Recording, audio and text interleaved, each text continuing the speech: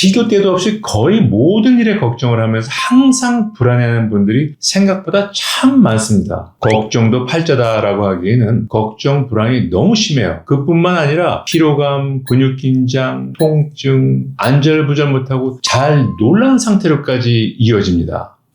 안녕하세요. 정신과 전문의 유상호입니다. 기우라는 단어를 들어보신 적이 있을 겁니다. 기나라기, 근심, 우. 기나라 사람의 걱정이란 뜻인데 하늘이 무너지면 어쩌나, 땅이 꺼지면 어쩌나 같은 이러한 수많은 걱정을 항상 달고 살았던 사람의 이야기입니다. 전형적인 범불안장애에 해당이 되는데 실제 임상 사례를 한번 소개시켜 드릴게요. 50대 중반의 주부인데 이분의 만성불면, 불안, 초조감, 근육통은 한 10여 년 전부터 시작됐습니다. 그동안 딸의 인생 관련된 걱정으로 하루에도 수도 없이 불길한 생각이 떠올랐다고 해요. 잠자리에서도 머릿속에 떠올라서 불면이 점점 더 심해지고 자주 안절부절 못하고 사소한 일에도 쉽게 짜증을 내는 상태가 되었어요. 만성 피로감, 잦은 소화기 증상, 두통, 온몸이 쑤시고 아픈 전신 통증으로 진료를 받았는데 모든 검사는 다 정상이었어요. 당사자인 딸조차 도대체 엄마는 왜 그렇게 쓸데없는 걱정을 하냐라고 이야기를 하니까 가슴만 답답해지고 억울해졌습니다. 말씀드리자면 사례자분의 딸은 30대 초반의 전문직 미혼 여성입니다. 별로 걱정할 게 없는 삶을 살고 있었어요. 함께 내원한 주부의 남편은 도대체 왜 이렇게 딸에 대해서 걱정하고 불안해하는지 이해가 안 간다고 이야기했습니다. 이 사례는 아주 전형적인 범불안장애 사례에 해당이 됩니다. 범불안장애, 좀 생소하시죠? 사실 범불안장애는 우리 주변에 굉장히 흔하게 있는 질환인데요. 쉽게 말해서 항상 걱정을 달고 사는 사람이라고 생각하시면 됩니다. 여기에 범자는 범세계적, 범우주적 할 때 그 범이에요. 전반적이라는 뜻을 갖고 있습니다. 범불안장애는 영어로 Generalized Anxiety Disorder인데 과도하고 지속적인 불안을 특징으로 하는 문제죠. 별다른 이유가 없거나 사소한 자극에도 불안과 걱정이 계속되고 이를 스스로 조절하려고 해도 조절하기 어려운 상태를 의미합니다. 범불안장애는 아주 흔한 질환에 속하지만 그에 반해 숨겨진 병이기도 합니다. 그 이유는 병으로 인식하기보다는 그냥 걱정이 많은 성격, 불안이 많은 기질적인 문제로 치부되는 경우가 많기 때문이죠. 그리고 범불안장애는 다른 정신의학적인 문제와 동반되는 경우가 매우 흔합니다. 미국 통계 자료를 보면 우울증과 동반되는 경우는 60%, 기타 다른 여러 불안장애 있잖아요. 이런 불안장애와 공존 여부는 57%나 됩니다. 제가 진료실에서 진료하면서 정신의학적 진단도구를 이용해서 모든 환자분들에게 진단을 하는데 제 임상 경험상 범불안장애가 우울증과 공존하는 경우는 50%가 넘었고 이렇게 두 질환이 함께 진단될 경우에는 일상생활을 유지하는 데 큰 어려움을 겪게 됩니다. 그리고 만성적인 경향을 보이기 때문에 동반된 문제를 잘 진단해서 치료하는 것이 아주 중요하다고 볼 수가 있습니다.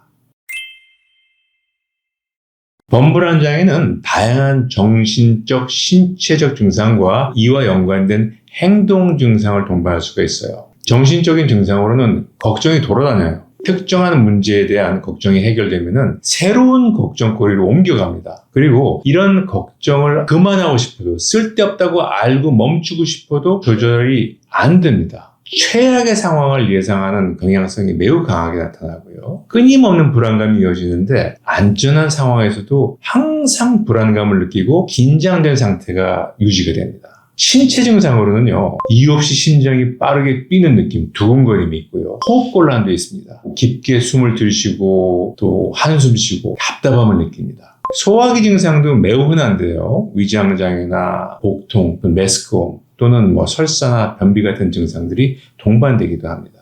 통증도 문제인데 두통이나 전신 통증 같이 근골격계 증상이 나타나는 경우도 매우 흔합니다. 행동 증상으로는 회피 행동인데요. 불안한 상황을 피하려는 경향성이 매우 커서 예를 들자면 중요한 일정을 취소하거나 사람 만나는 걸 회피하기도 합니다. 그리고 안절부절 못하는 현상을 보여서 손톱 물어뜯거나 계속 몸을 움직이는 그런 초조한 행동을 보이기도 하고요. 완벽주의 경향이 있어서 실수에 대해서 지나친 두려움으로 완벽을 추구한 성향이 나타나기도 합니다. 단순히 걱정을 많이 한다고 무조건 범불안장애다라고 진단을 붙이지는 않습니다. 전문가에 의해서 정확한 진단이 필요한 질환은 맞습니다만 여러분들을 위해서 간단하게 자가 진단할 도구를 한번 소개시켜 드려 볼게요. 지금부터 7가지 질문을 보여드릴 텐데요. 화면을 잠깐 멈춰서 각 문항이 스스로 얼마나 해당되는지 확인해 보시면 됩니다. 기준은 최근 2주 동안 걱정이나 불안 때문에 일상생활에 얼마나 방해를 받았는지 생각하시면서 체크를 해보시면 됩니다.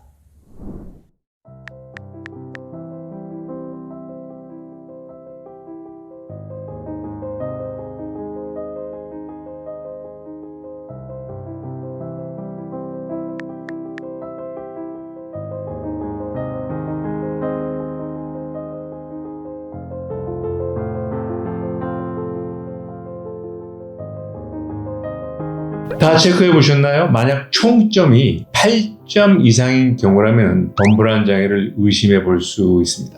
위 증상들이 6개월 이상 지속되고 일상생활에 영향을 미친다면 정확한 진단을 위하여 전문가의 상담을 받아보시는 것이 필요합니다.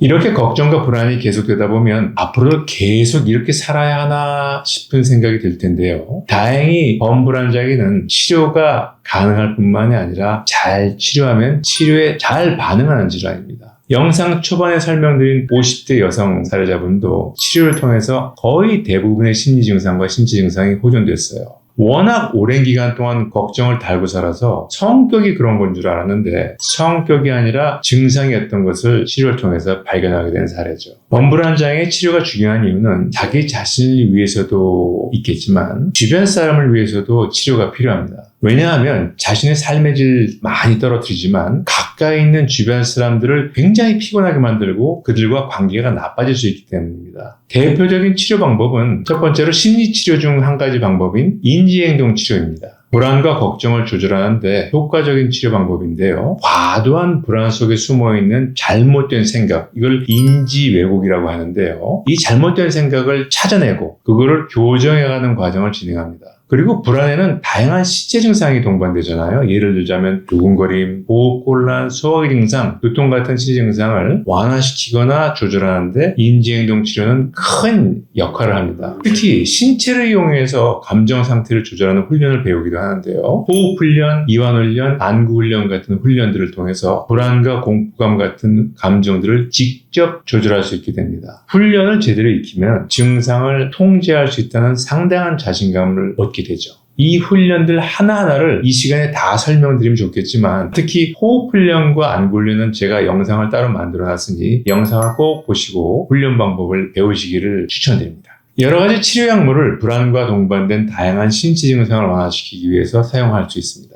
우선 항불안제가 투여될 수 있는데 의존성이 생기지 않는 항불안제를 우선적으로 사용해 볼 수가 있습니다. 그리고 범불안 장애 치료 약물로 미국이나 유럽에서 승인된 항우울제로 분류되는 약물을 사용해 볼 수가 있어요. 이런 치료 약물들은 뇌신경계의 세로토닌이나 노르에피네프린 같은 신경전달 물질 시스템에 작용을 해서 치료 효과를 나타내게 됩니다. 평상시의 생활습관 개선도 중요한 역할을 합니다. 특히 규칙적인 운동, 건강한 식습관, 충분한 수면, 스트레스 관리 이런 것들이 중요하다는 것은 여러분들이 너무나 잘 알고 계실 겁니다.